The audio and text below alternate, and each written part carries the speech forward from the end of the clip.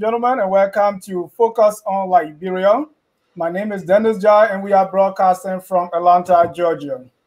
Today marks 42 years since the riots in Monrovia, Liberia, and the riot was led by the progressive movement of Liberia. I have with me tonight one of those progressives, Dr. Kwiawon Taryor. Dr. Taryor, welcome to Focus on Liberia. Thank you very much, Dennis. I'm happy to be here. Thank you for providing the Liberian people the opportunity for them to participate in dialogue on your show. Your show has been a blessing to many. It has been informative. It has been the place where people go to gather information that they don't know about, or some to refresh their memory. And this had been like a clearing station of information for our community. So I want to just take the time to say thank you very much, Dennis. You are producing for our community very good. We appreciate you very much. Thank you, Dr. Taryor. We appreciate you too for taking up the time to be here and at such a short notice to be part of today's show. For those who don't know, today is marked 42 years since we had the riots in Monrovia. To many, for better or for worse, this day, many believe has changed the history of Liberia forever.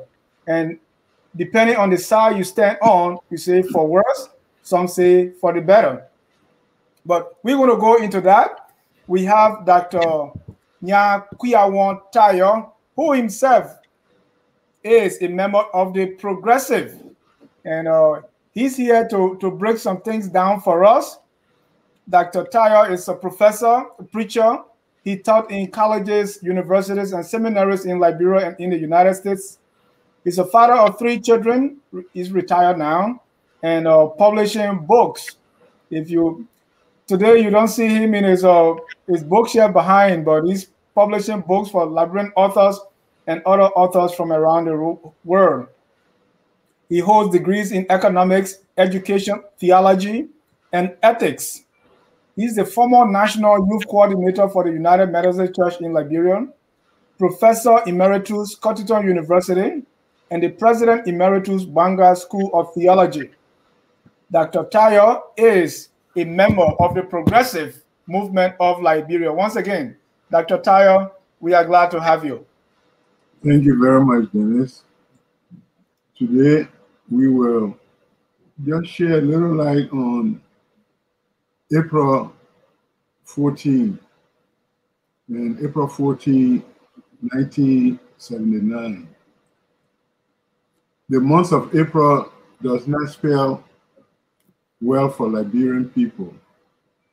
The month of April has offered us 2 months, of course, of grievous events are April 14 of 1979, when the riot in Liberia took place.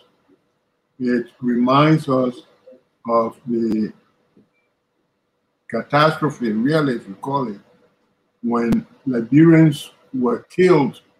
Many Liberians were killed in the streets of Monrovia because of the fight for the price of rice that were rising at the time.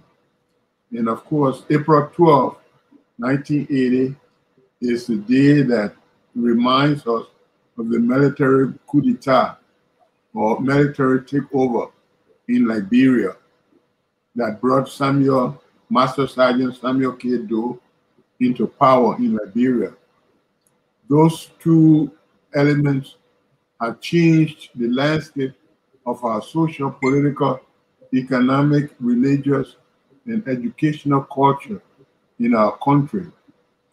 For the first time in our history, Liberia became a military state in 1980 as a result of the coup d'etat that took place. And since that time, Liberia had not been really steady or stable. So we want to look at some of the factors that exacerbated those events. Because we did not have enough time to prepare lecture for this event, we will depend on the coordinator of this program, Dennis, to help us provide the questions, and then we will provide the answers extemporaneously. Thank you, Dr. Dr. Taryor. Again, we want to welcome all our viewers from across the globe. This is Focus on Liberia, where we strive to educate, to elevate, and promote all things Liberia.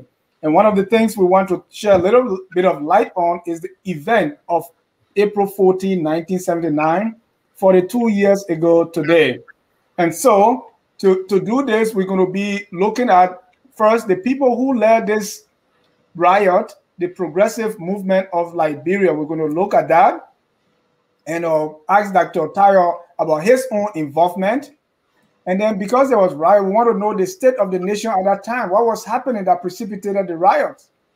From what we hear, it was about rights and rights. So Dr. Taryor will talk about the struggle, the progressive, what they were talking about, what those things that they were agitating for, rights and rights.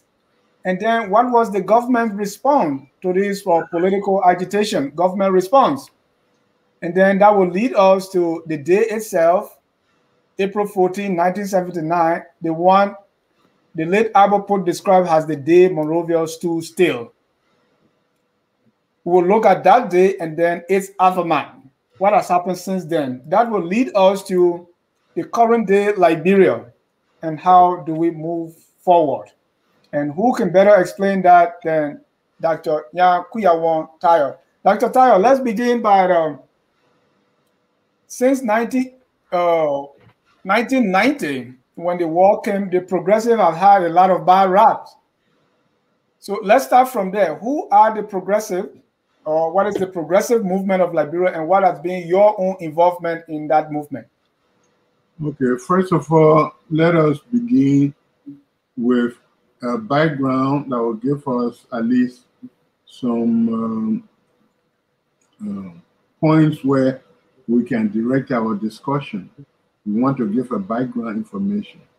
Before the rice riot, Liberia was under the leadership of President William V.S. Tubman.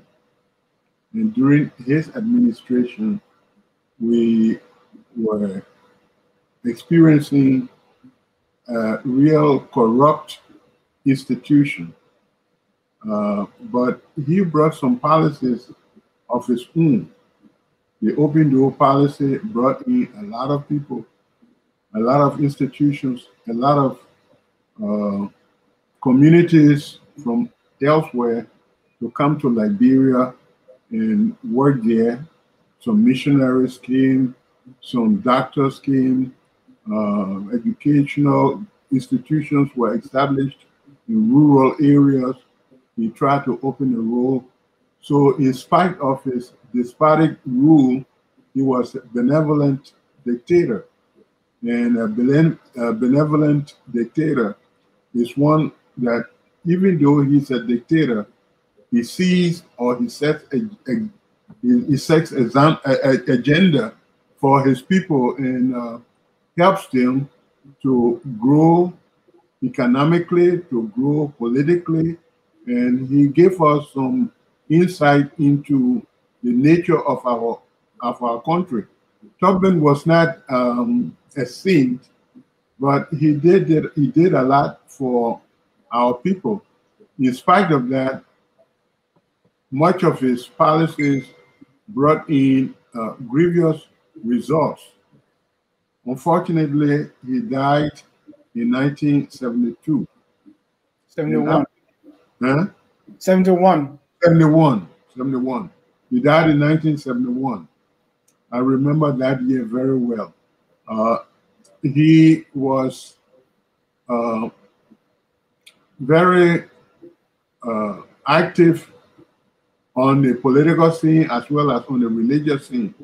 He was a a lay leader, for example, in the United Methodist Church. But the person who took over after his death in London was William R. Talbot. And William R. Talbot came in, and he seemed to have been very receptive to the political progressive movements in the country. He was, in fact, inducted into Moja, the movement for justice in Africa. And he wrote us a letter saying that he was going to be a member of the organization. And we have a copy of that letter. But as time went on, he turned his back against the organization. But there were two basic progressive movements in Africa, in Liberia. Those progressive movements were Moja, which is the movement of justice in Africa, and then you had PA, the People Alliance of Liberia, and that was with Gabriel Matthew, the late Gabriel Matthew. He was the originator or organizer for that particular branch of progressives. And Tipote and few others were also the progressive leaders in Moja. And in Moja, I was the vice president and Tipote was the president. In fact, if you want to know more about Moja, I will tell you to look for this book, Justice, Justice, a Cry of My People. Justice, Justice, the Cry of My People. You can shift it on the other side, the opposite side, bring it down a little bit. Oh, okay. Right there. No, shift it on the other side. Oh, on the right side. Yeah, right there. Justice, Justice, a Cry of My People. The author is Dr. Kwiawon Taryor Sr. Yeah. And the subtitle, let me cut off my phone, please. Ladies and gentlemen, this is Focus on Liberia. We are discussing April 14, 1979 and the progressive. My guest, Dr. Kwiawon Taryor, who was at the time Vice President for the Movement for Justice in Africa, Moja. Dr. Taryor. Yes. I was showing you the book that I published, which is the history of the organization, what we did and what we didn't do, and what our constitution was, our agenda for improving the life of our people. The subtitle of this book is The Struggles for Economic Progress and Social Justice in Liberia. It was published by Keaton Press, or Strugglers Community Press at the time, and the year is 1985, and it was published in two editions. This is the paperback edition, and this is the hardcover edition. The hardcover edition. Justice, Justice, the Cry of My People. Thank you. That's the history of Moja. Yes. Now, what was going on at the time was that Talbot had come into power and had pronounced some of his policies. And one of the things he said was that he wanted several issues addressed. And he put out a couple of slogans, actually more than just a couple. One of his slogans was total involvement for higher heights, meaning that he wants the Liberian people to be involved completely in the work of what was going on in Liberia, to be involved completely with the activities of the government. And second, he pronounced another slogan, from mat to mattress, whatever that meant. And then he had rally time, when he will bring people together, they will collect money, and the purpose, according to him, was to stimulate and activate development in Liberia.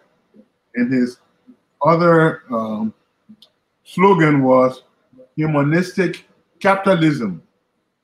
Humanistic capitalism certainly was a way of addressing the type of capitalism he wanted in Liberia.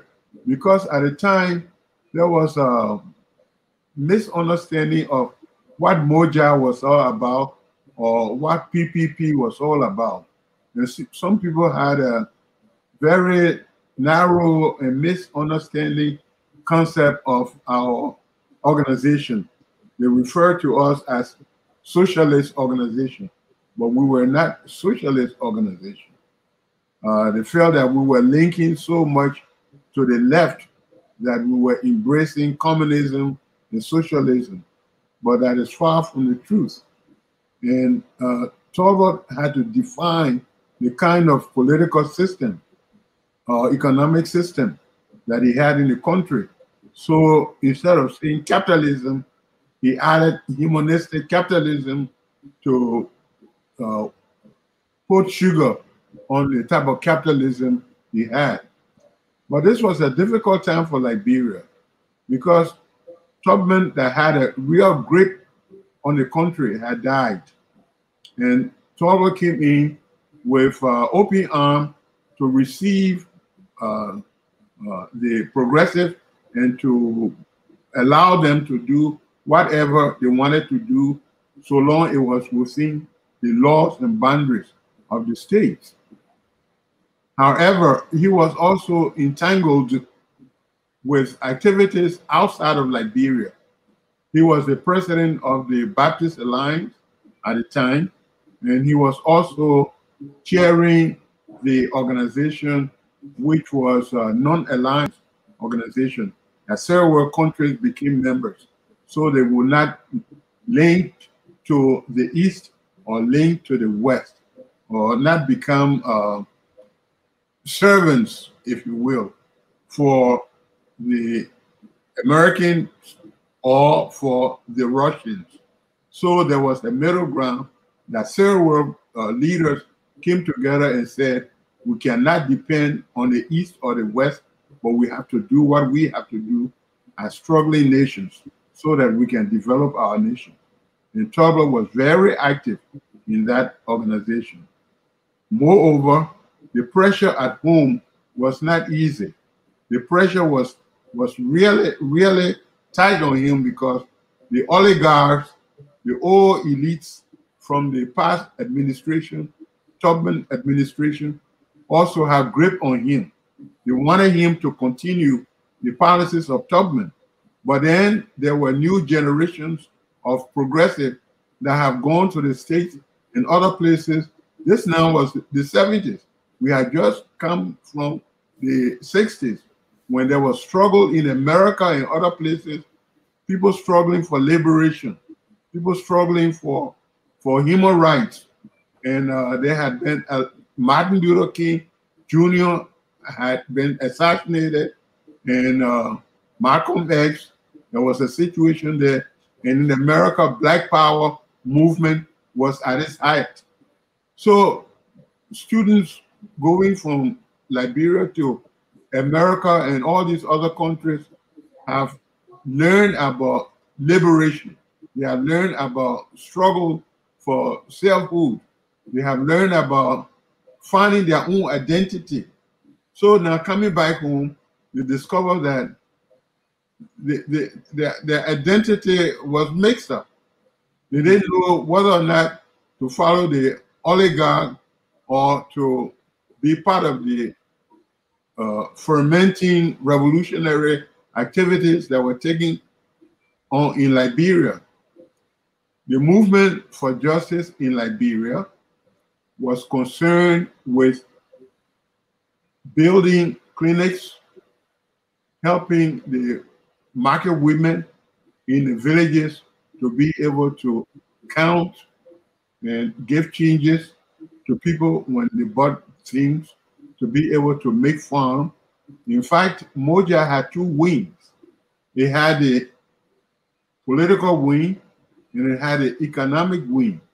The economic wing was called Susuku. And the purpose of Susuku was to bring together human resources and financial resources to build the country. So that cool. Well, let's define each of those words.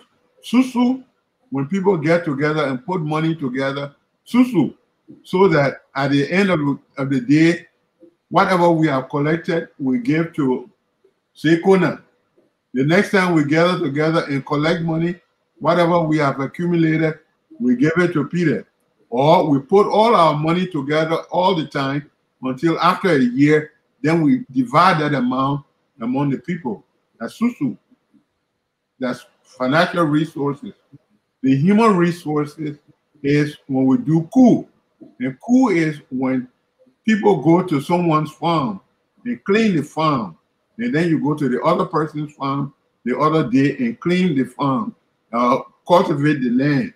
You move from the seed land, you go to coarse land, and then you cultivate that land, you scratch the farm, or you do what you need to do in order to get that farm working. So Susuku is the putting together of the human resources and the financial resources to build a community. We had a project in Putu. Putu, we were making large farm, community farm for the people in the area. And at the end of the day, after the rice is grown and they have cut the rice, then we provide food for the people in the community. We also have a clinic there. Now in the clinic, we employ students who were in the nursing field, like say Cottington, for them to do internship at the farm or in the towns with medical supplies to help the community. And while that was going on, the political side, most of us were involved in giving speeches and lectures to the different high schools, elementary schools, and we're also bringing the workers together, establishing, bringing in lawyers to be able to plead their case, and we had labor unions to work with. So, Dr. Taryor, you said you were giving speeches. Mm-hmm. What were the speeches about? What were you speaking against or for? Well, we like we said, the title of our most of what we were doing was based on a struggle for rights and right. RRCE rights and RIGHT right. Now, what we were speaking about was for our people to have freedom, to have the right to articulate their concerns to the people, and to be able to speak out for their rights, and also for them to have food to eat. In fact, the RRCE issue is the undergirding problem that led to April 14. So those two issues were heavily on our agenda. So some of our speeches that we're giving were sharing with our audience the importance of being law-abiding people, but we're also encouraging them to know what their rights are under the law, how they should behave under the law, how they should respect the law, and how they should also question the law when the law is not being interpreted properly or acted upon properly. So we're giving them consciousness as to the environment in which they live, what their duty were under the law. And why was this a need? It was a need because our people were struggling. There were most of our people at the time were brutalized, and they were not given their due rights. When things happened, they would be locked up without having to defend themselves in any way. There were a lot of things, corrupt things going on in Liberia, the embezzlement all over the place.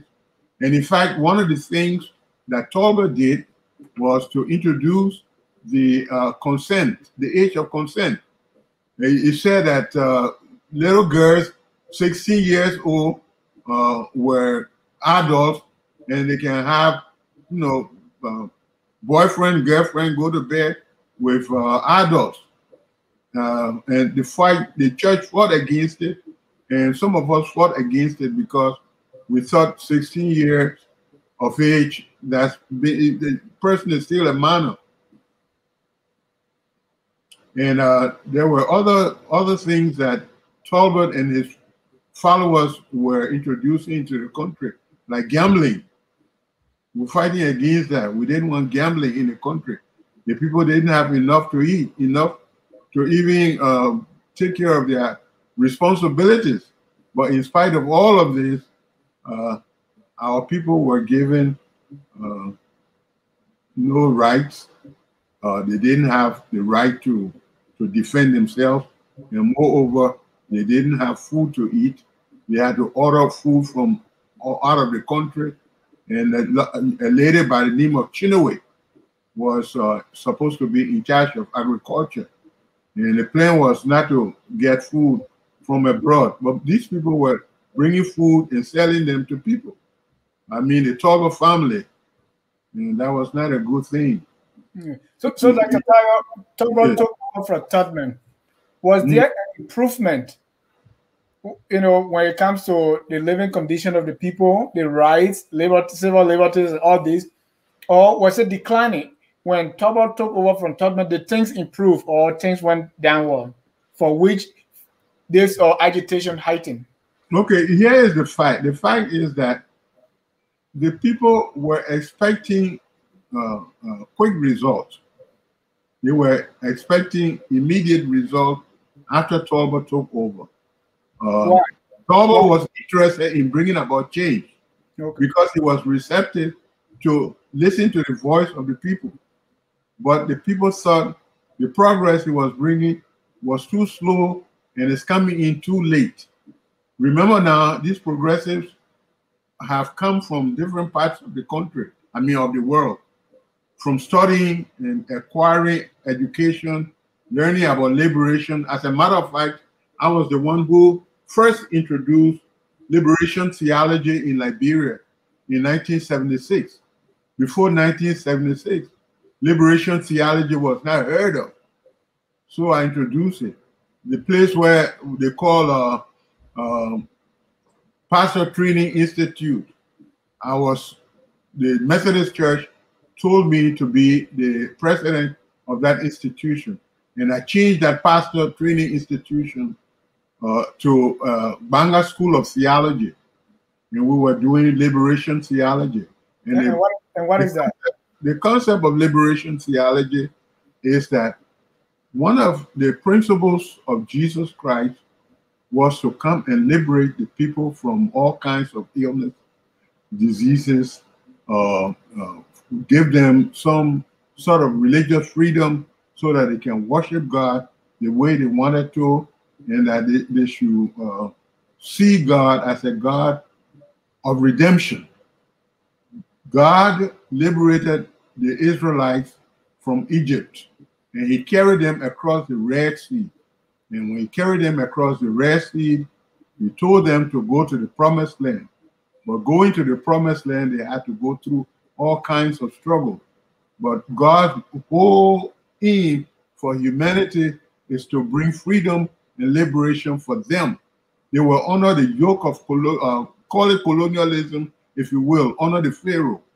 But God said, you will not be here. I will tell you to go from here and go and find your own place where you can be. There's a land that is promised for you. So therefore, through God's liberating act, Jesus came into the world, according to the Christians, to redeem the world and free the world from all kinds of misuse of humanity. So now my question is, with all this, the progressive movement preaching, what was government's response? Well, the government initially, Talbot was responsive to the struggle.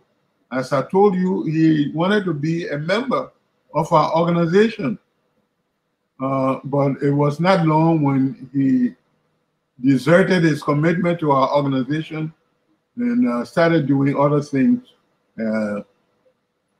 trying to imprison people who were activists in our country. The struggle was very thick because many times we were sought and accused of bringing foreign ideology to our people. Some of them refer to us as troublemakers. Well, as we struggled, we tried to bring in a lot of people. It was not one person struggle. We were also not on we were not operating on travel basis.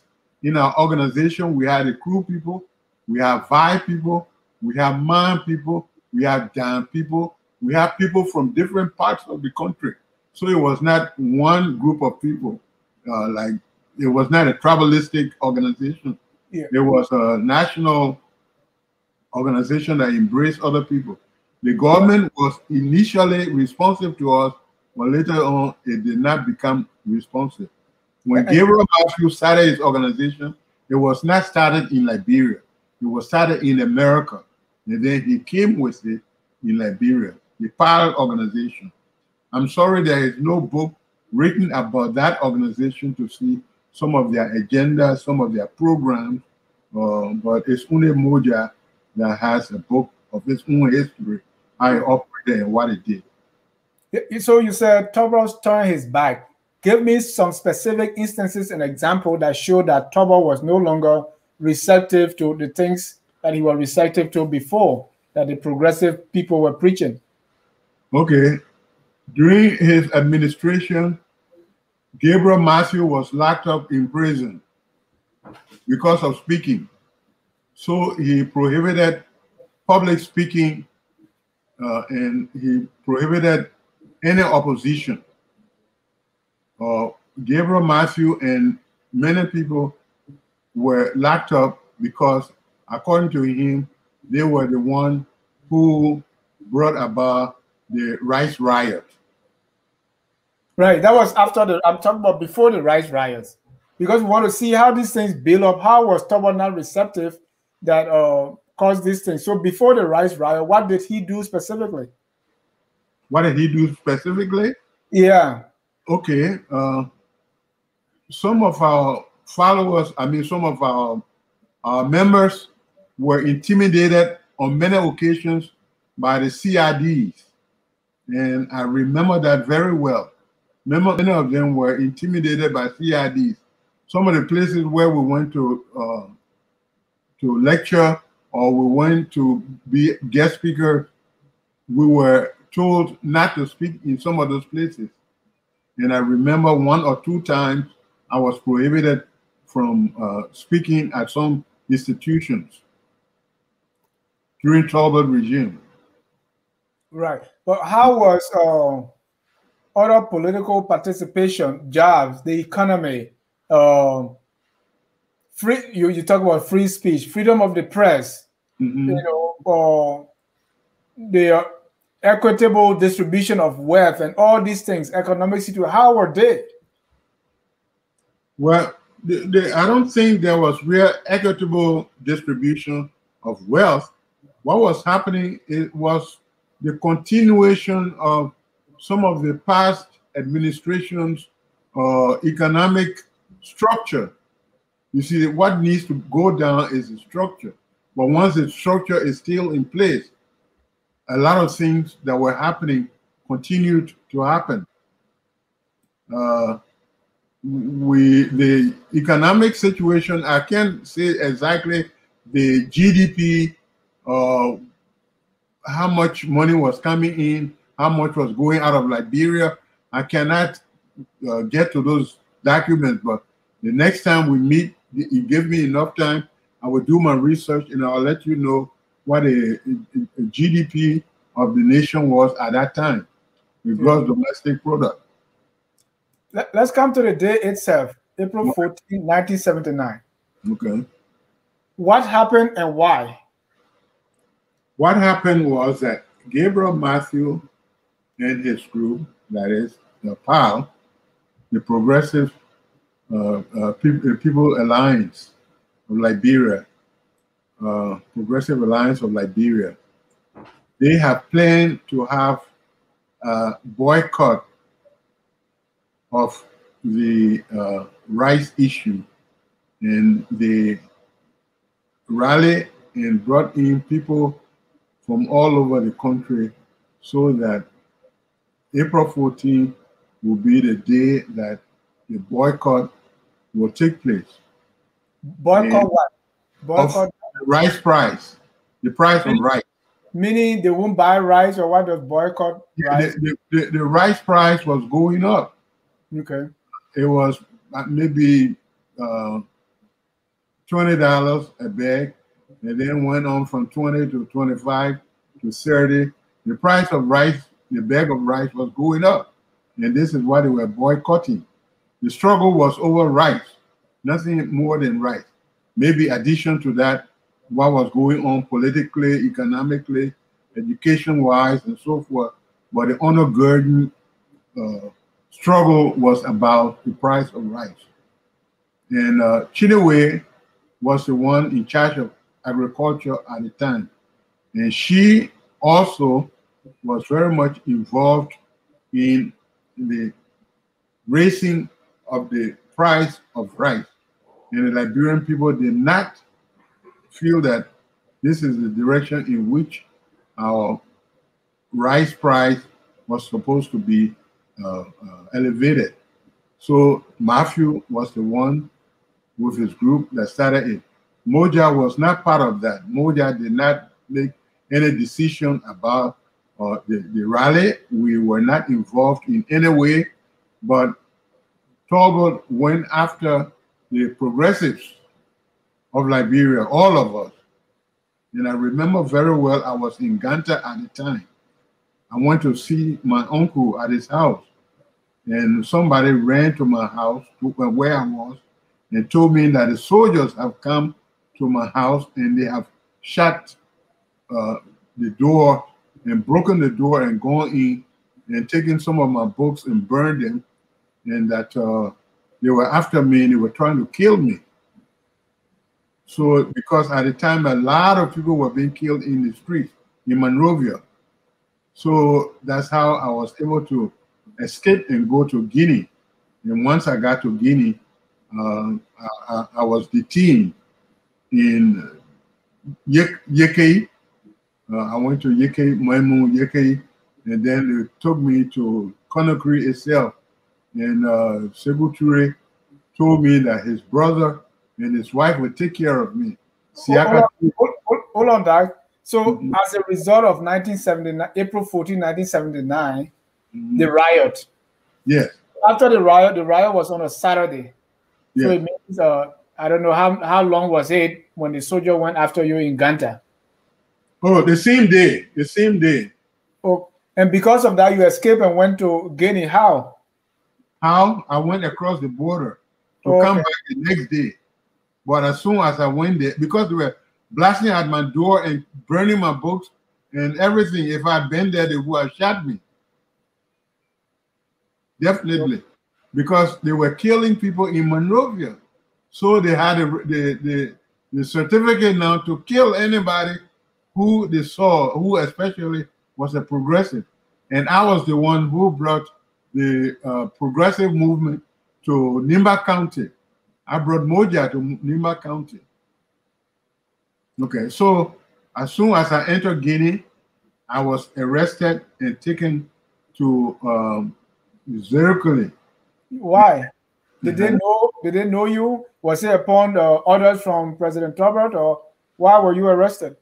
They were arrested because they felt that what was going on in Monrovia that they were hearing about on the radio, that I was involved in it, so they wanted to arrest me, so take me to their president or whoever the commandant was in their town. Yeah. I know JK. So from JK, they took you to my town, Zerekole. Zerekole, yeah. Then what? What we call Yeke. Okay, then from Zerekole, the President Sekou Touré heard about me. When he heard about me, he said, okay, they said they are socialists. And Sekou Touré himself was a socialist. So he said, that's the man I need. Bring him over. So that's how I got flown. No, I was driven. The police and soldiers from Zerekole carried me to Conakry, and then Sekou Touré asked his brother Siaka Touré and his wife to give me food and take care of me. So they carried me to the police station there, and I stayed in the police station for almost a month. And then from the police station, he lodged me in the house that Kwame Nkrumah was lodged in when he went to Guinea. And Sekou Touré was bringing me some of the books that he had written, and they have been translated into English so that I can read and stay in Guinea and help to work with him. Once he knew about me, that I was a college graduate and I was teaching at Coddington, and I was a professor, and they used to turn my activities as journalist because I was publishing newspapers in Ganta called Walenye. So they say I was a journalist. So he was making ready to have me to teach in one of the schools, progressive ideas. But my fellow Moja people and other people in Liberia were pressing the government for where I was. And they were dropping papers all over the place looking for me. And that year, Tolba was supposed to be chairing the OAU. And they said, without Taryor, there would be no OAU. And he wanted to be the chairman of OAU. So he himself decided to search for me. So he called Sekou Touré and said, my man there, bring him over. Let him come to Liberia. But when he comes, don't send him to me. Send him to his mother, to his people. That's how I got, he and I ate together on his table, and then he took me to the Palais du Peuple, which is the People's Palace. And at that time, he was giving some lecture to his people, and he introduced me, who I was, telling the people that he was going to have me stay there to work with him. But at that time, because the request was so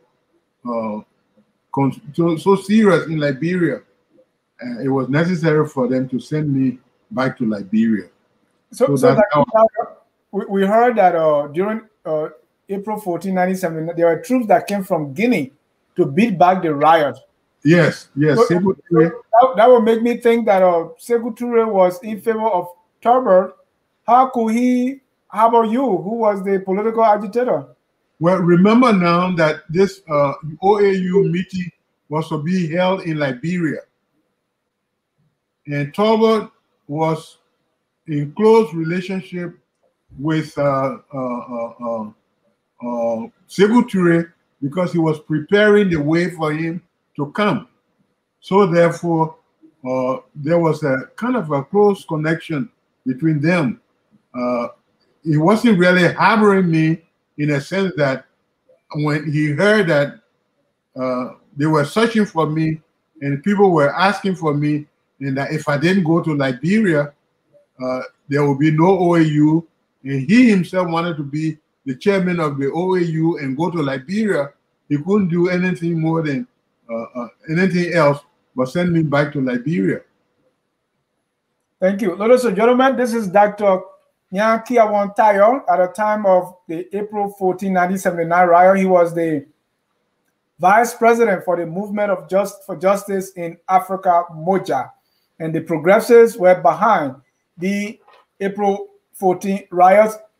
Dr. Taryor says that Moja was not part of it, but Moja people were on the rioting ground. They too were rioting, even though they did not organize it, according to Dr. Taryor. And so that's the discussion we have. Dr. Taryor, let's take a few comments and then we can move on. Okay. Let me make one correction. I was not a vice president during the time of the riot. Okay. I became vice president in 1980 during our convention. There was our convention in City Hall, and it was at that time that I became vice president of Moja, and Timothée was the president. Thank you. Thank you for the correction. And your nephew here, T1, you know, say, well done, uncle. Okay. Augustine Tamba said, good evening, Focus on Liberia. I'm following religiously from my slum community in District 16. Melfi Deco, justice, justice, the cry of my people to know about Moja. Dave Jar say, how can he get a copy of the book, Doc? Well, the book was written in 1984. We have sold a lot of copies, but go to Amazon and see there are still some few copies lingering around, so you might be able to get it. But I advise you the price may be high. Yeah. Seattle Townsend, I too follow religiously from Houston, Texas. Thank you, Focus on Liberia. Thank you, Seattle, for watching. And also, Augustine Tamba, thank you for watching, always following. Darling, we would need more of April 12th until we can have a true leader. Dr. Taryor, that's a strong statement. We need more of April 12th. Yeah, more coup d'etat until we have a true leader. Well, let me say, the person who said that, I share your sentiment, but I have some concern. April 12th was the time that Doe took over as president of Liberia.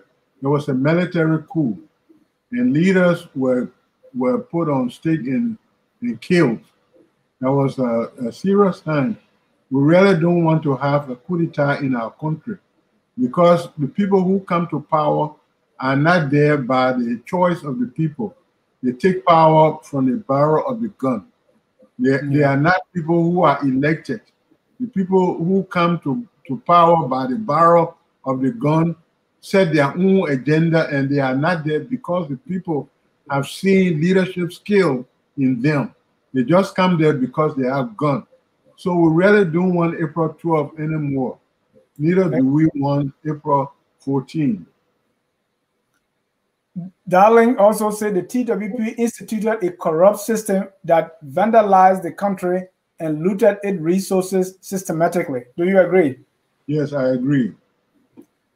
In fact, it was out of that situation that brought, after Tubman died, that brought Talbot into power.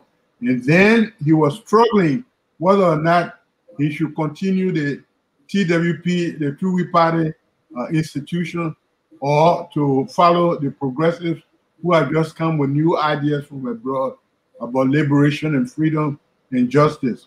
And he was struggling between them, the old oligarch and the new progressives. And then in the meantime, he had gone to the United Nations and had given a speech on Palestine, the Israelites and the Palestinian struggle. And he said that the Palestinians must give in their right and be given their land. And this aggravated the American people. And they said, why are you taking the side of the Palestinians instead of taking the side of Israel? And that got them angry. So therefore, they didn't really want Talbot type of government, because they felt that Talbot was for the Palestinians. Sure. And that brought him between a rock and a hard place. Dali also said the issue of Riot was symbolic. It was a struggle for economic freedom. Methuselah Doe, today the proofmen of Liberia have paved the way for redemption, freedom of speech, the rule of law, equal opportunities, reduced gerontocrats' leadership, amongst others, even though there are missteps along the way. Methuselah also writes, the progressive movement that led to April 14, 1979, and subsequently the famous April 12, 1980, paved the way for equal opportunities in Liberia, even though there are missteps along the way. Oh, okay, this is what you were trying to say. That's a statement that can be argued. And Dr. Taryor, I want to put that to you. Does the April 12th riot, which also culminated into the April 12, 1980 coup, paved the way for equal opportunities in Liberia? It was not that really paved the way. Okay. What really paved the way is the progressive work on the ground. The progressive work on the ground was the buttress, or was the undergirding principle that even brought Doe into power, that even brought the Rice Riot. If you are praising the Rice Riot and the coup d'etat, then you know that the progressive work we did opened the eyes of the people for them to do something. For a long time, people in Liberia did not have riot. Why? Because they did not know their rights from the wrong things that they were entangled with. But by what we were doing, educating the population in the remote places and in the cities and in big towns, building schools like the Marcus Garvey School that Doe attended in Monrovia. There was Moja Institution that Doe went to school in that institution. We were building schools all over the place. I had a school in Tapeta, Dr. Taryor Elementary and Junior High School in Tapeta, and the organization had major project in Putu, rice project. So what I'm saying is that we paved the way. So you can't really give all the credit to the Rice Riot or to the coup d'etat, because it did have some adverse effect on our people in terms of the lives that were destroyed in a lot of these instances.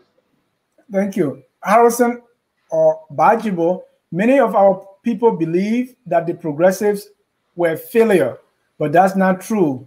But they were betrayed by those they empower. Dr. Taryor?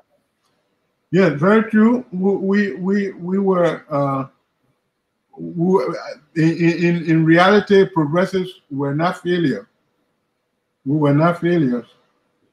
What happened was that, okay, let's look at it this way. The scenario, let's look at it this way. Every struggle is a generational struggle. I repeat that. Every national struggle for justice, liberation, economic rights, political rights, social rights, education, all those struggles that we listed are generational, meaning one generation comes in and it has its own agenda, and it has its own reaction to the political, social, economic crisis in a given country, and they do what they can do.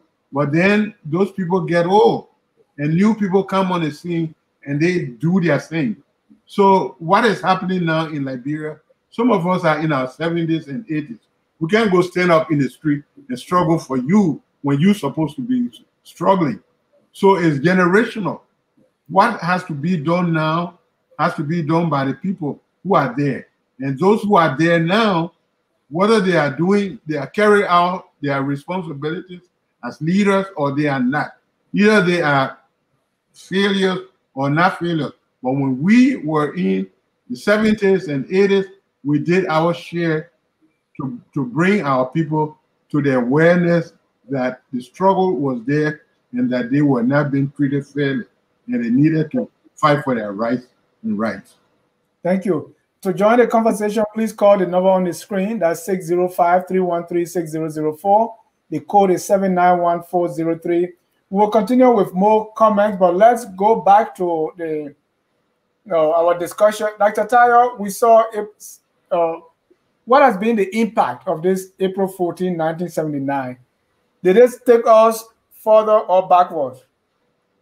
The April 14 situation did not really take us backward, but it gave us some baby steps. And what I mean by that is that when April 12 happened, people came to the awareness that if people come together and come together with common goal and come together with common agenda, and they are willing to speak for their rights, there are opportunities of advancement. Remember now, one of the things that if you want to be a catalyst of change, if you want to be a change agent, you cannot do it alone by yourself. And I want to warn everybody who's getting out giving speeches just because they want to give speech. You must have a rudimentary foundation from an organization so that if you are arrested, there are people there to fight on your behalf. If you say something, it must be the view of those of you who have come together to form this organization, to strike for certain things, to advocate for certain basic issues. But if it's one person, and we experience that, Abba Pope in Liberia did it alone by himself. He would carry a mat to Monrovia and say, I'm going to sleep in jail tonight.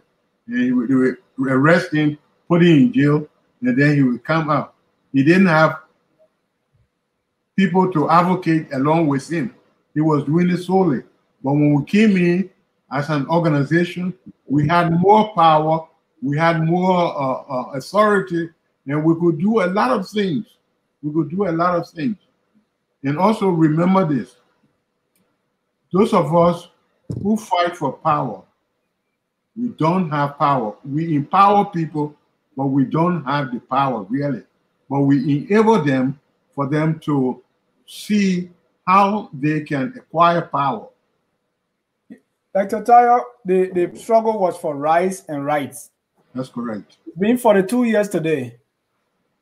We still cannot feed ourselves. The price of rice is through the roof if you can get the Sondon or Sonandon. Yeah. What have we accomplished? Did the fight for the struggle for rights and rights, did it materialize? No, the reason why it did not materialize is that after the rice and rice issue, after the rice riot, right, the person who came to power was not part of that rice and rice struggle. He came by the power of the gun. And because he came by the power of the gun, in fact, he tried to eliminate, not try to, but he eliminated all those who were with him and took them out of the scene, killed them, assassinated them, so that he alone can take power. We see that.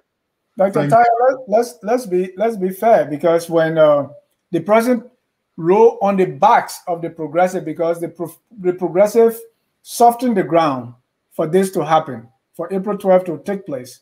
When that happened, Sergeant Doe invited the progressives in his government. I remember Dr. Tipote was planning minister. Gabriel Vargas Murphy was foreign minister. George Bolle was education or presidential affairs, one of those. Chia Chipo was justice minister. And you name it. Okay, let me tell you why. In the first place, most of those people were put into those offices and they did not have the power to articulate their own policies. The policy came from the mansion. Some of them will look at newspaper and see changes and issues about their own department that they have no idea about. For example, Chipote, he was Minister of Economics Affairs, but a lot of times he will see information about the economy of the country that he knows nothing about. This is why I'm saying that until we elect somebody who we know is going to be the true leader of our country.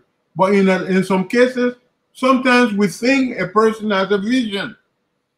Mistakenly, we take one or two people as, oh yeah, this man is going to do this, or this woman is going to do this. But unfortunately, those people that we elect don't even give us the reason for they don't give us what we have expected out of them. So the expectation is one of the areas we expect certain things from our leaders, but when they come on the show, they don't give it. Most people say the progressive fooled though, or they didn't advise him correctly. In fact, there are some who accuse progressive of advising the military government to kill the 13 former government officials. What is your response? Well, during that time, in fact, if you know, a few of us were not part of that particular decision-making structure. Where at the time I have gone to complain to the board, to the bishops in America, the ill treatment I was getting from Bishop Warner, because he illegally or unlawfully dismissed me from my duties when he shouldn't have done that. So unfortunately, he and I rode the same plane to the United States when they were having the bishop of the Methodist Church, their conference. And then, of course, the next day we heard about a coup, and he could not go back. And I could have gone back if I wanted to, but my wife was pregnant, and she had to be there until our baby was born. So I was not part of that decision making that they should hang those people or put them on firing squad. If some of the progressive were part of that, I think they need to be questioned. I was never a part of that group that made that decision. So I really don't know if they did. Let's look at current day Liberia and what has been the impact of April 14, 1979 on today's realities.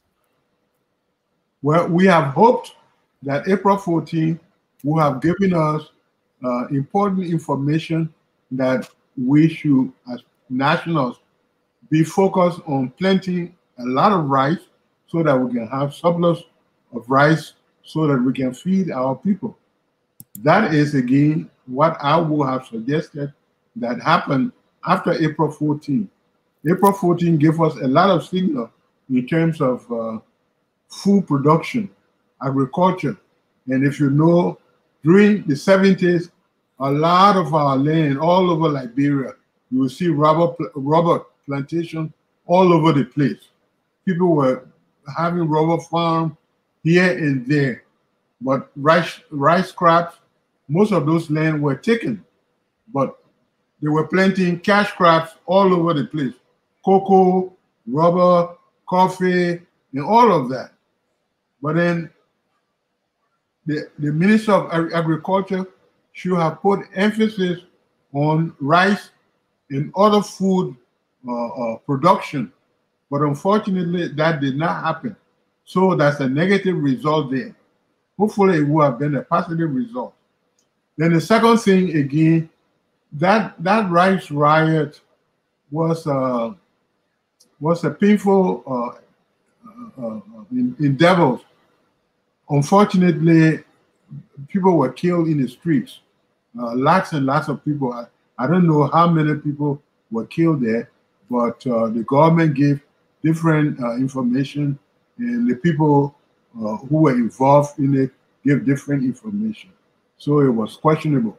But be it as it may, the rice riot, as necessary as it was, it did have some negative impact and some positive impact.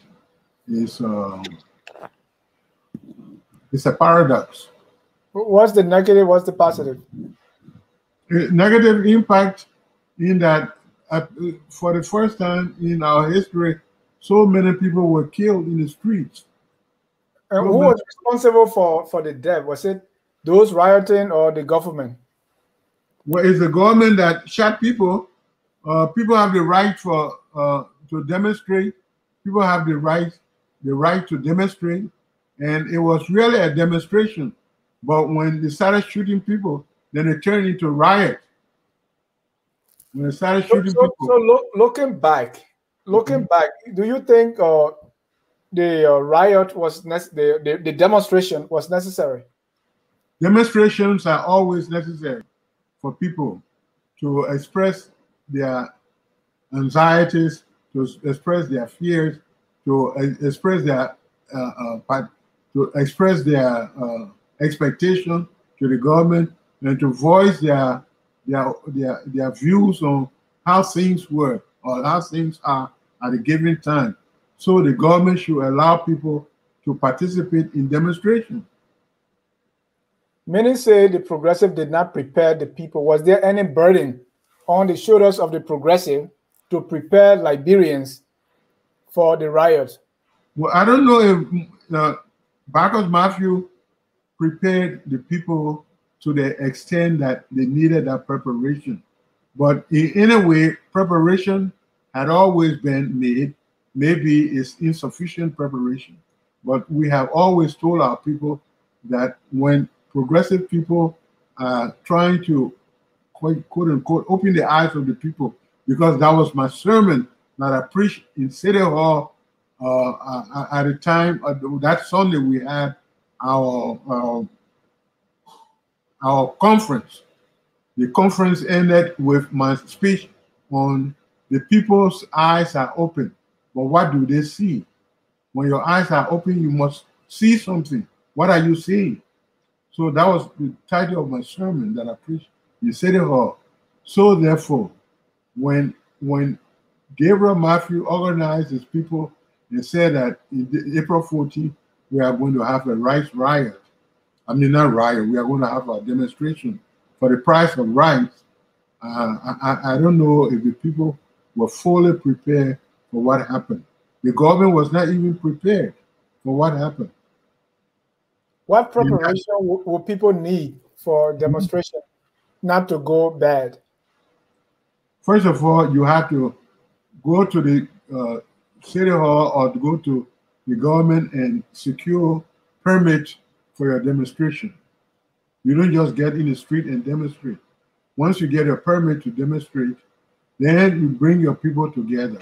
But you have announcement all over and tell the people, we are not going to be destroying other people's store. We are not going to break other people's door. The demonstration should be a peaceful demonstration. And we just want to make our point that it's going to be peaceful. It shouldn't be a riot. But then when soldiers started shooting people, and it's unfortunate that soldiers carry guns in the streets. In America, you don't see soldiers with guns in the streets. When the police are supposed to do that. But yeah, I think it was the police, right, that started the shooting. Yeah, police. But even police are not supposed to just shoot anybody. Right. But there were soldiers involved too. Right. Let me bring in more comments, but what I want to see, I want to touch on some comments and then we can go to the way forward. Now we are where we are. What can we do? And ladies and gentlemen, this is Focus on Liberia. We are discussing April 14, 1979 and the rice riots. There is a long one here from Abraham Malobi.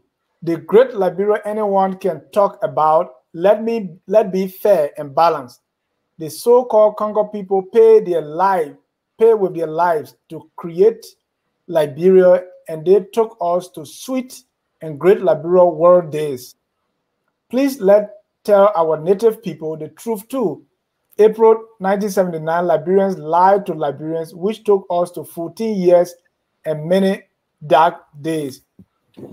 Is the 14-year civil war, is it because of April 14? Because of April 14? Yeah, that's what the Abraham is saying, that because of April 14, we have the 14 years of civil war. Is that true? No. No. The 14 years of civil war was not until after Doe had taken over, April 12th, and he had ruled with iron hand and had done a lot of harm to our people. Then Charles Taylor came in with his own model of what Liberia needed in order to be liberated. So that the 14 years was not the result of April 14, neither was it a result of April 12? 1980, April 12, 1980. Well, that is not a direct result. But if you say, well, because Doe took over, and because he took over and ill-treated the people and misled our people and was not giving the rights for our people, therefore that led to it. Definitely, it would be the cause for the struggle, the 14-year struggle. If you what I've noticed too, Dr. Taryor, is even though the number of deaths is not exactly known, 1979, some say 250 people die. 1980, April 12, we know of the 13 plus 1, 14, and probably and others within that time. Let's even put the number of deaths to 50. And then we have the war, 250 lives, 250,000. It seems to me that there is more emphasis on the 13 or the 14 that died April 12, 1980 than those April 14, 1979. Why is that? The emphasis on what now? Which one? The emphasis is on those who died April 12, 1980. Yeah. Then any other death toll, 1979, also 1990. Well, I don't know about that, but what I know is that those people, 1980, that were killed or assassinated or they were executed by the stakes or tree, they were government leaders who have corrupted the nation, who have brought about all kinds of ill government and have been embezzling people's money. They have been ill-treating the people. Those were the people that were executed on the stakes in 1980. Now, the April 14 situation was basically people in the streets who were killed by soldiers because of the riot. Even though there were many more people killed during the April 14 situation, the April 12 situation in Monrovia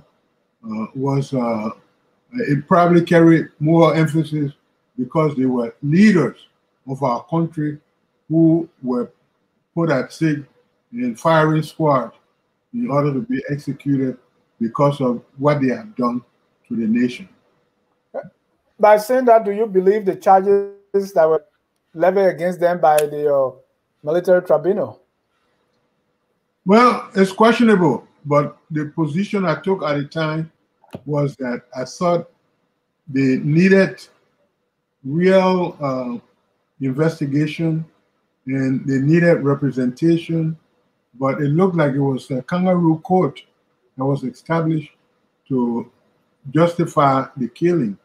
And even though most of these people were anti-indigenous people, they set up bad policies, they set up In fact, the title of the name of our organization is Movement for Justice in Africa. So the people should have given some justice.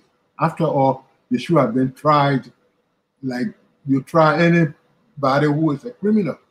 But apparently, the court that decided that these people should be executed didn't go through all the due process of law. Eric Sharon said, my wife attended Dr. Taryor Elementary and Junior High School in Tapeta, Nimba County. Oh, thank you. Thank you. Is the school still there? Thank you, Sharon. Dr. Taryor, is the school still there? Well, the school, because at some point my health was declining, I couldn't do much. The Methodist Church took over the school. I was hoping that they were going to provide much for the school. But right now, I'm in a position of sponsoring my school if I can get it restarted. If I can get it restarted, I'm trying to see now if I can put myself together to see if I can go to do some feasibility studies in Liberia. I would like to reactivate that school. And still call us, anyone you want to call and join the conversation. The number is on the screen. Please join and ask Dr. Taryor a question, or you can give your comment. Darling Warwood is strong here. She said the worst thing that happened to Liberia was the dumping of uneducated, unskilled, and oh no, that's a bad comment. Free slave. No, you can't describe people like that, darling. Oh, another one. The military, no, that's the same person. Harrison said the military junta did give the progressive the chance to formulate their political agenda. For example, the banning of United People's Party, which bears the nucleus of the progressive. Fode Pambule, what brought about the dissolution of Moja, or does Moja operate by auxiliary group currently in Liberia? Can I respond to that? Yeah. Well, I don't know if Moja is operating under another name, or there are people there who are auxiliary group. I don't know about that. But when Doe came to power, he dissolved Moja. It was in the early 80s. So I don't know. But I've talked with Tibote on several occasions, and he tells me that in some way our people are still sensitive to the situation, and they are providing assistance in many ways they can. All right. Dr. Taryor, let me bring in some callers here. Let me bring in some callers quickly. The first here is oh, Casali Double, you went off. Caller, your name and where you calling from?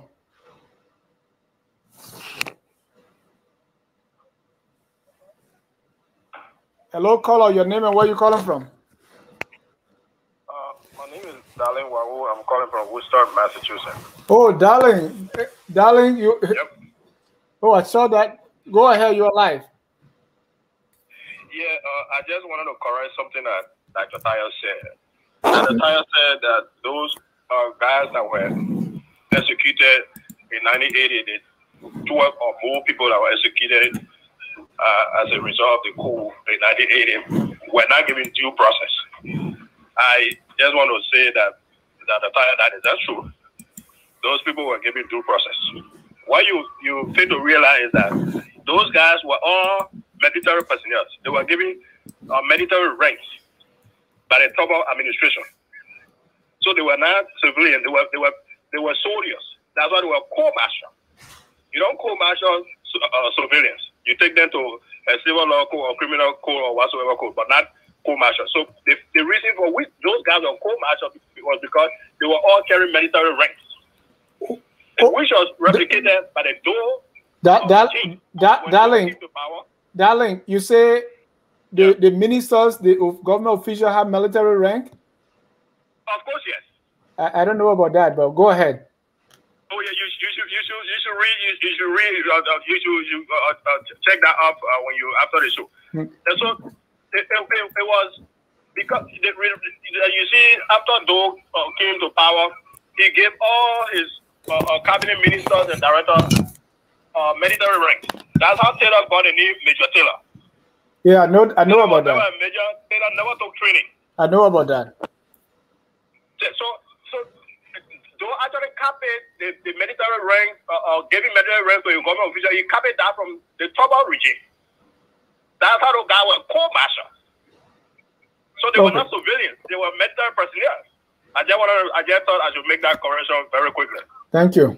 Let him name one or two, just one or two, or just what he's talking about. Okay.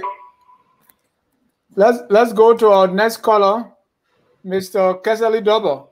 Kesali, you are live. Thank you very much, John. And I want to say thanks to God for coming to make us give us some information on the historicity of 1979 Red Riot. I did listen to Dr. Peopleton on one of the shows. I think it was OKFM yesterday.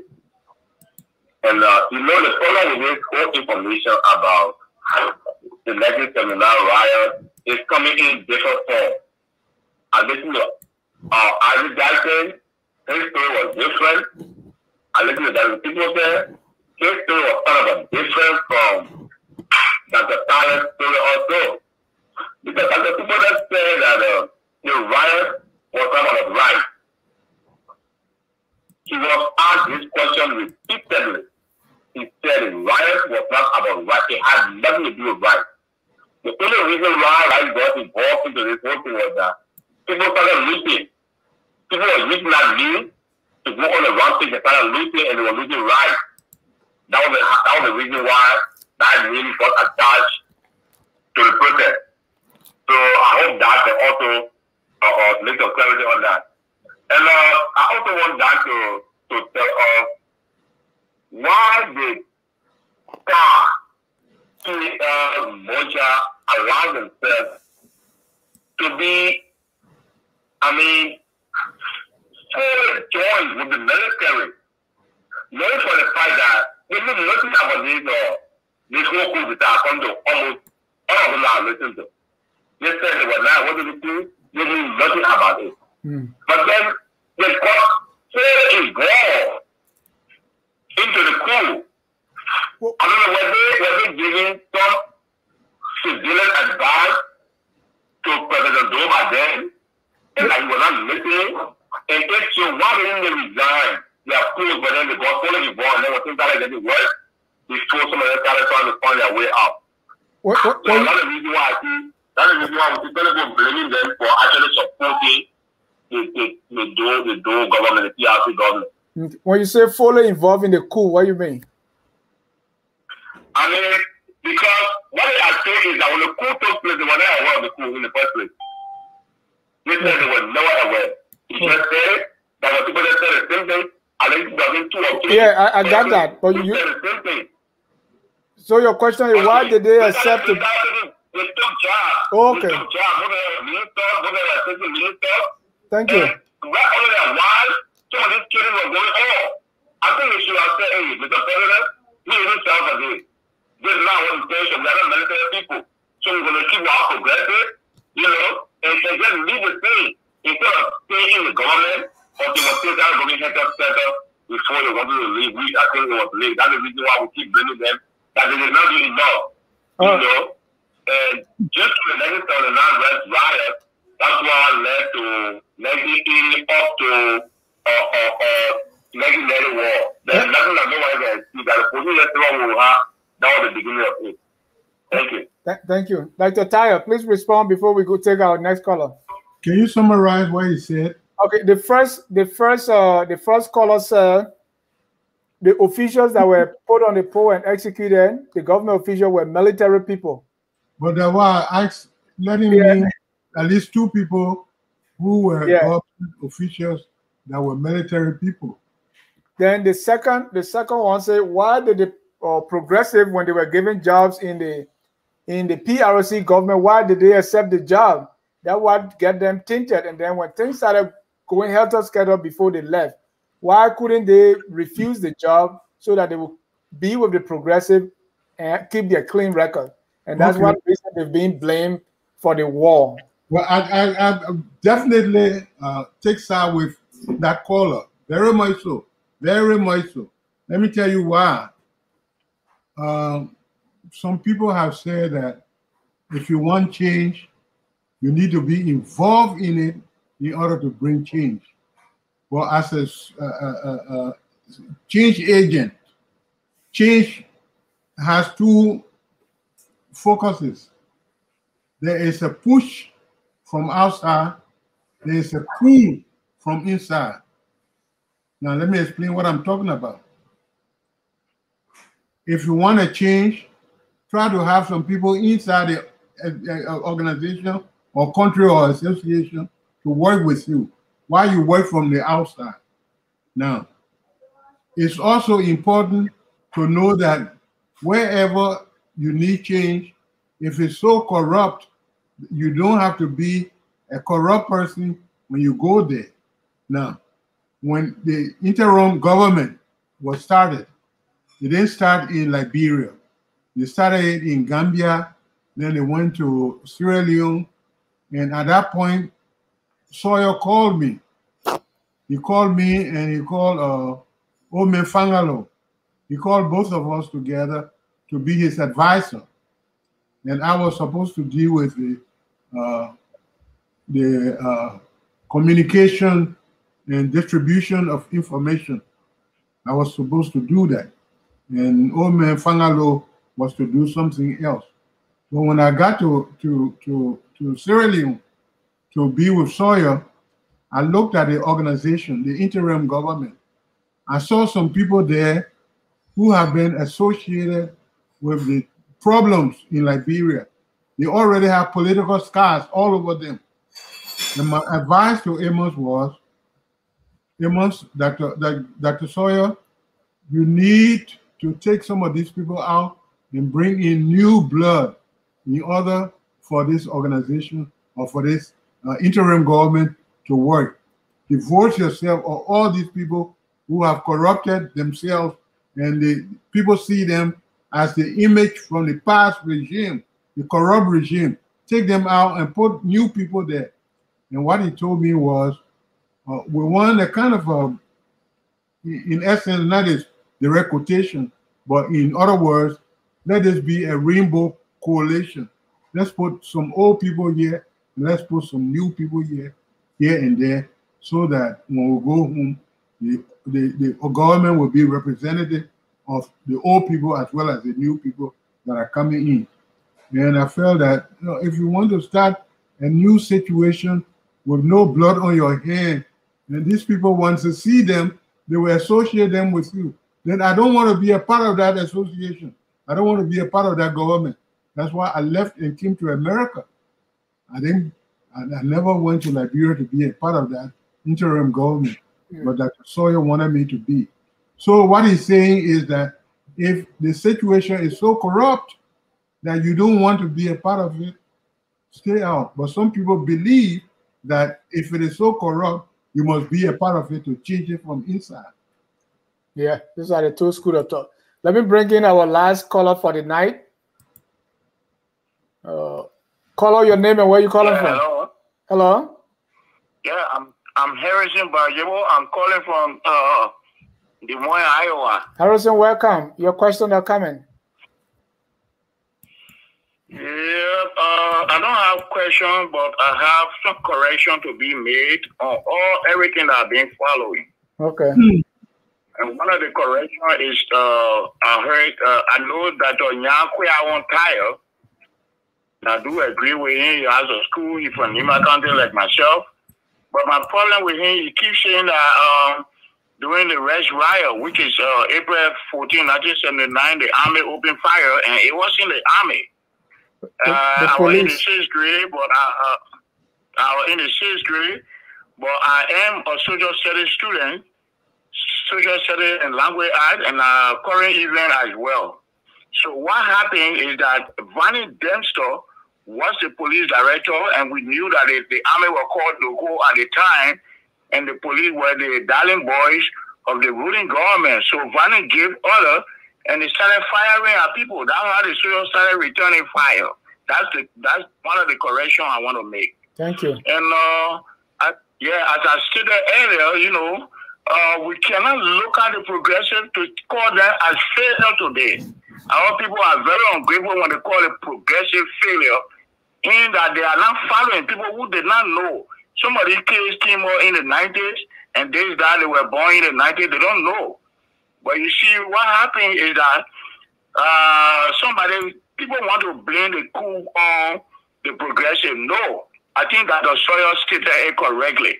When Tubman went at the United Nations and called for, you know, the establishment of the 2 states, okay, which is the Palestinian and the Israelite, it was one of the problems. At that time, there was complete diplomatic relationship, and the relationship still continued between Israel and America, and that led to the April 12 coup. And so I still want to say here and make detailed correction. When the coup happens, I was in the 8th grade by that time. So 1979, I was in the 6th grade. 1980, I got double promoted to the 8th grade. Okay. And then when that coup happened, the people went to the jail where all the progressives were in jail. They were supposed to be executed when Tubman shall have left the country to go on a tour, I think in Amsterdam.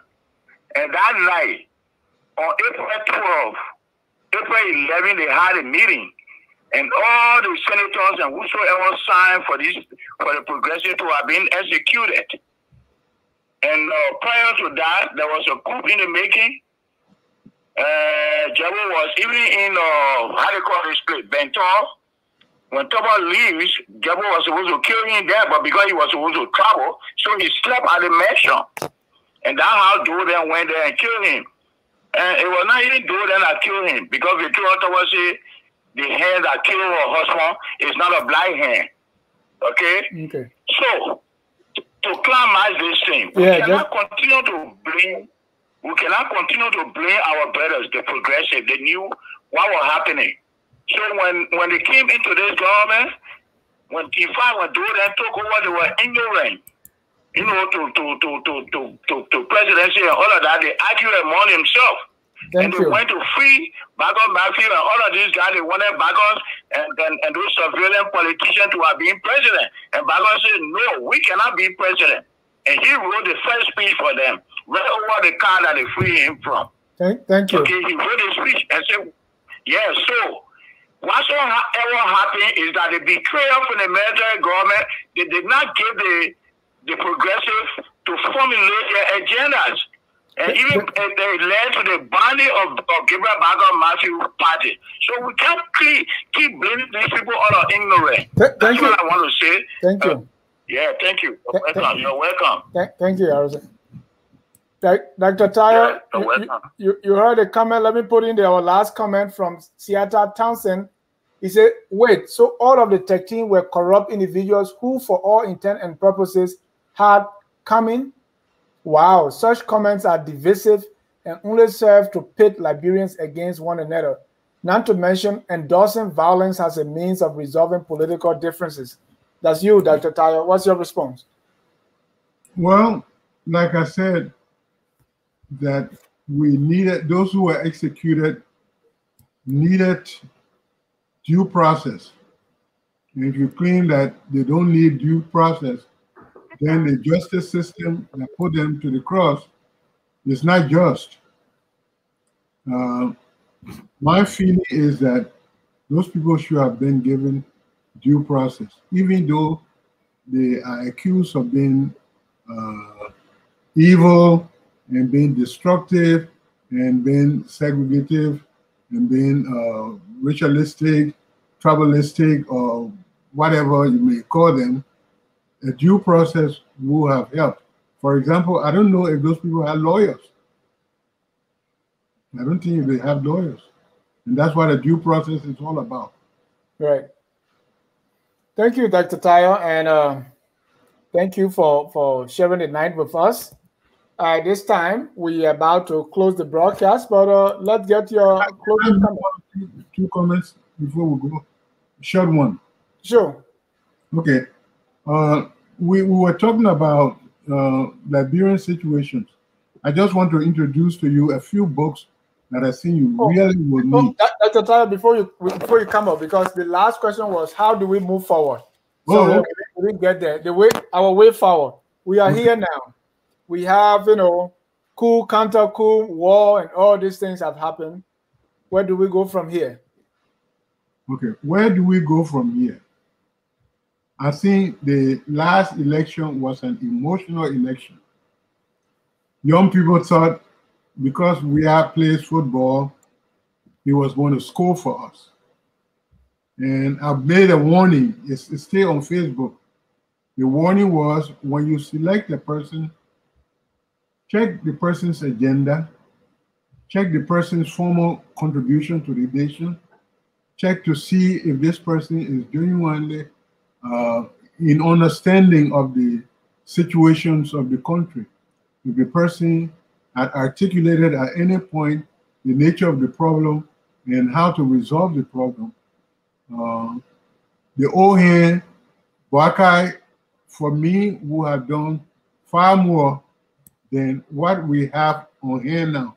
It's the same children who elected who have turned around now to say, no, we don't want this man, we don't want this man. Where were you at the beginning when you were making decisions as to who to put to power? So where do we go from here? The next time there is an election in Liberia, I think our people should be very conscious and should be aware that the person they want to elect must be somebody who understands government, who understands the nature of the problem that we are facing in Liberia, who will be able to improve the educational system, who will be able to bring about some economic development for our people, who will be able to straighten up the political structure of our country, person who will be able to know about educational system, to be able to have our country with different schools all over. They must be able to be person who knows that in order to do anything, the country needs roads, and transportation is important. There should be roads everywhere in our country, and the people should have light. And in an institution, there should be free education, at least from elementary to high school. And there should be the investment. If you invest in people, the leader must be someone who will invest in people, because when you invest in people, the people will build the country.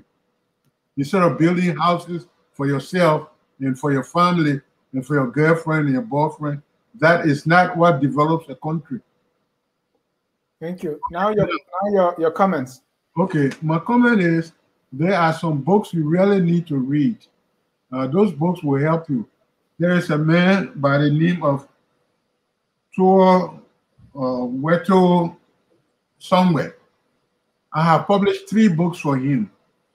One of the books is this book, and this book is very educational. Yeah. Okay, Liberian Democracy, and this is his name. Dr. Taryor Weto somewhere. Yeah. He lives here in Atlanta, Georgia. Okay. Liberian Democracy Ambushed. Yeah. Yeah. And the subtitle is, can you see it? Yeah. How Liberian presidents and the educated elites plunged Liberia into dictatorship, poverty, war, and underdevelopment. Wow. Okay. And the one we are publishing now is going to be out by May 30 is this one. The Liberian Leadership in the Experiment. And the subtitle is George Weah and the Rhetorical Challenge of Generational Change. Now, this one, I advise you to order it. It is a great book. I'm working on it right now. It's going to be out in May. And the telephone number that he sent, let me repeat the telephone number that he sent so that if you want a copy of the book, you can, I turned my phone off today. But if you want a copy of this book, you can order it directly from him. Right. Or you get in contact with Focus on Liberia, we can link you. Okay. Focus on Liberia, you will get him. Oh, I'm sorry. Okay. Sorry. Yeah, it is.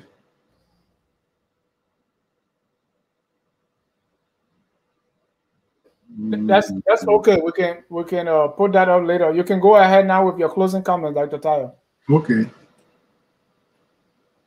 As much as Liberia had been plundered by the elites, as long as situations have deterred us and has separated us, and the war have really destroyed some of our institutions and the human potential of our people, and most of the well-educated people have found themselves outside of the nation. My hope is that those of you who are in exile will prepare yourself to go home with some technology, some skill, so that you can contribute to our nation. Liberia needs power. If Liberia is to be what it's supposed to be, all of us will have to work. And there are a lot of things happening right now. People who are Liberians in different countries, including America and other places, are the people who are keeping Liberia up.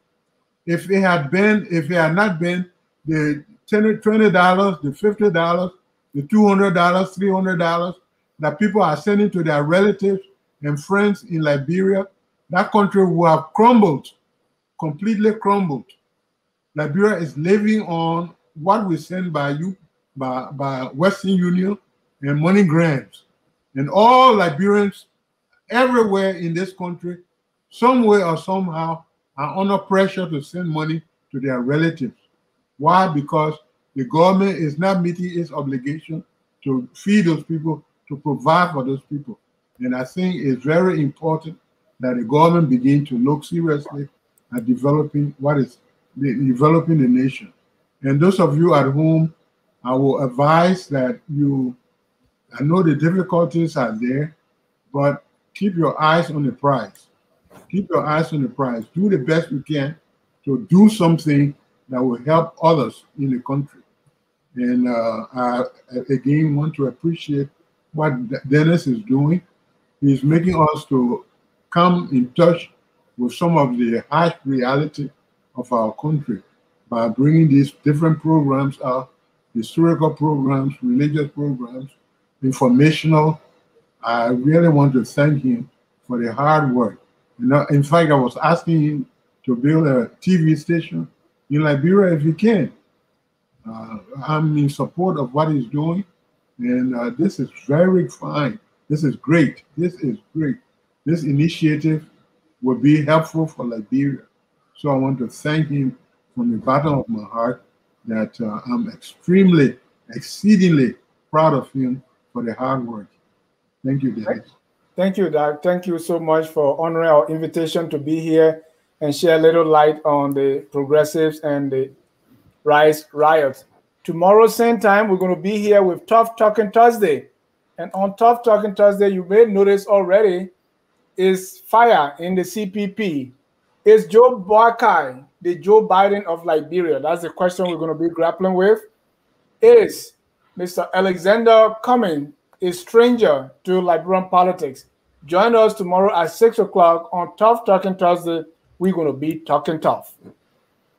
We want to thank all of you for staying here with us.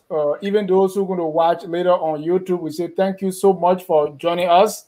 April 14, 1979, indeed changed the history of Liberia forever. And it is good that we talk about it 42 years later. Until then, we want to close with this song that says, we are all Liberians. Whether you supported April 14 or not, whether you believe that damaged the country or helped the country, whatever your side may be, we are all Liberians and we must do whatever it takes to make our country a glorious land of liberty. Good night and God bless you. We are Liberia. Liberia is our home. Liberia people.